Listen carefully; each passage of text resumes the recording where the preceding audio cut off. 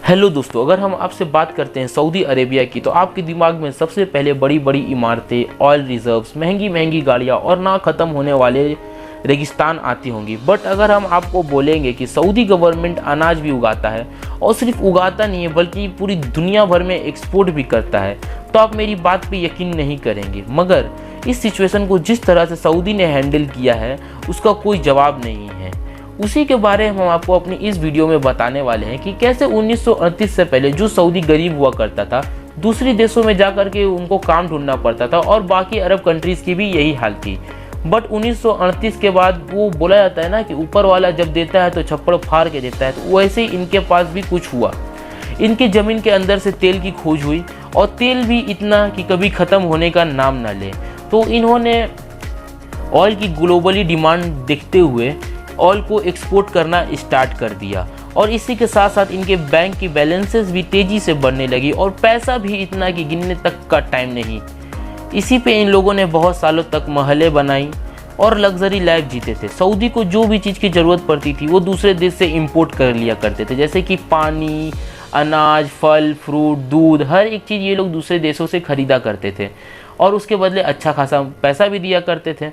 दोस्तों, सऊदी कुछ ऐसे देशों में से जहां पर एक भी नदी नहीं है।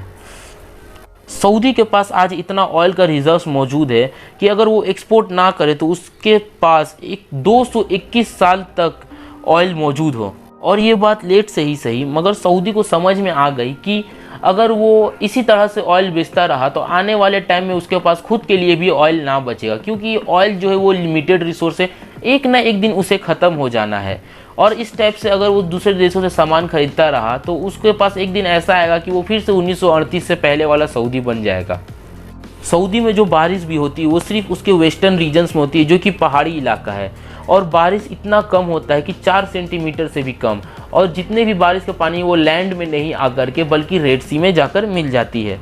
सऊदी तो हाल कुछ इस तरह है, उनके पीने का पानी ब्रिटेन, फ्रांस और कुवैत जैसे देशों से इंपोर्ट करना पड़ता है। अपने आप को इम्पोर्टेड खानों की डिपेंडेंसी से बचाने के लिए 1970 के दशक में सऊदी ने एक निर्णायक ऐतिहासिक फैसला लिया कि वो कुछ भी करके अपने लिए अनाज उगाएगा, जिससे कि कम से कम वो अपनी कंट्री के लिए रिक्वायरमेंट पूरी कर सके। अगर आज की डेट में हम मैप देखते हैं तो सऊदी अरब में लाखों एकड़ रेगिस्तान ऐसा ग्रीन सर्कल में बदला जा रहा है। ये सर्कल और कुछ नहीं बल्कि एग्रीकल्चरल लैंड्स है, जिसे सेंटर पाइवट इरिगेशन कहा जाता है। इसके जरिए डिज़ाइंड स्प्रिंकलर्स जो है वो खेत के चारों तरफ पानी देती है। हमारे इंडिया में जिस तरह से खेती होती है वो इससे बिल्कुल अलग है। इंडिया में क्या है कि आप कनाल से या फिर पीवीसी पाइप्स द्वारा ज़मीन में पानी दिया जाता है, जिससे फिर प्लांट एब्जॉर्ब करके ग्रोथ करता है।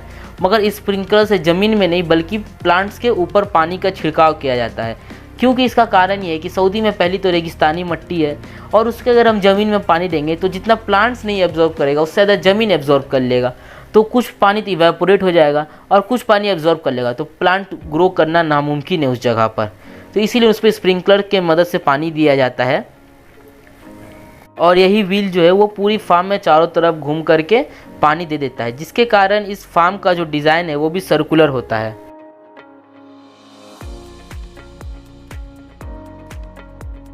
अल दवसर में एक लैंड 5 लाख स्क्वायर किलोमीटर में है, जो कि हर साल बढ़ता जा रहा है। इससे जो छोटे छोटे हरे डॉट आपको दिखाई दे रहे थे वो असल में 1 किलोमीटर लंबे दायरे में फैला हुआ है।